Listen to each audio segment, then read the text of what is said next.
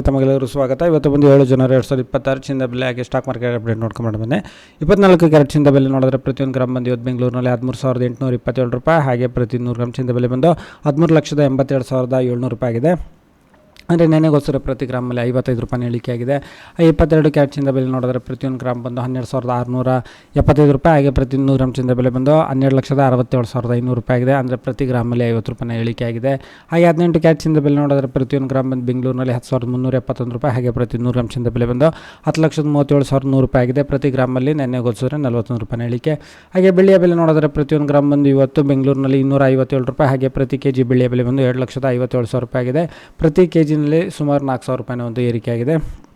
ಹಾಗೆ ಪೆಟ್ರೋಲ್ ಬೆಲೆ ನೋಡೋದಾದರೆ ಪ್ರತಿ ಲೀಟರ್ 99 ರೂಪಾಯಿ 84 ಪೈಸೆ, ಡೀಸೆಲ್ ಬೆಲೆ ಪ್ರತಿ ಲೀಟರ್ 85 ರೂಪಾಯಿ 93 ಪೈಸೆ, ಕಚ್ಚಾ ತೈಲದ ಬೆಲೆ ಸುಮಾರು 5,119 ರೂಪಾಯಿಗೆ ಟ್ರೇಡ್ ನಡೀತಿದೆ. ಹಾಗೆ ನಾವು ಸ್ಟಾಕ್ ಮಾರ್ಕೆಟ್ ಅಪ್ಡೇಟ್ ನೋಡಿದ್ರೆ ಇವತ್ತು ನಿಫ್ಟಿ 50 ಸುಮಾರು 37.95 ಪಾಯಿಂಟ್ಸ್ಗಳ ಒಂದು ಸಣ್ಣ ಇಳಿಕೆ ತೋರಿಸಿ ಕ್ಲೋಸ್ ಆಗಬೇಕಾದ್ರೆ 26,140.75 ಪಾಯಿಂಟ್ಸ್ ಕ್ಲೋಸ್ ಆಯಿತು. ಹಾಗೆ ಸೆನ್ಸೆಕ್ಸ್ ಸುಮಾರು 84,961.14 ಪಾಯಿಂಟ್ಸ್ ಕ್ಲೋಸ್ ಆಗಿದೆ, ಸುಮಾರು 102 ಪಾಯಿಂಟ್ಗಳ ಒಂದು ಇಳಿಕೆ ತೋರಿಸಿದೆ. ನಿಫ್ಟಿ 50ನಲ್ಲಿ ಯಾವೆಲ್ಲ ಕಂಪನಿಗಳ ಶೇರ್ಸ್ಗಳಲ್ಲಿ ಅತಿ ಹೆಚ್ಚು ಏರಿಕೆ ಆಗಿದೆ ಅಂತ ನೋಡಿದರೆ ಅವೆನ್ಯೂ ಸೂಪರ್ ಮಾರ್ಟ್ಸ್ನಲ್ಲಿ ಇವತ್ತು ಸುಮಾರು 4.86% ಅಷ್ಟು ಇವತ್ತು ಏರಿಕೆಯಾಗಿದೆ.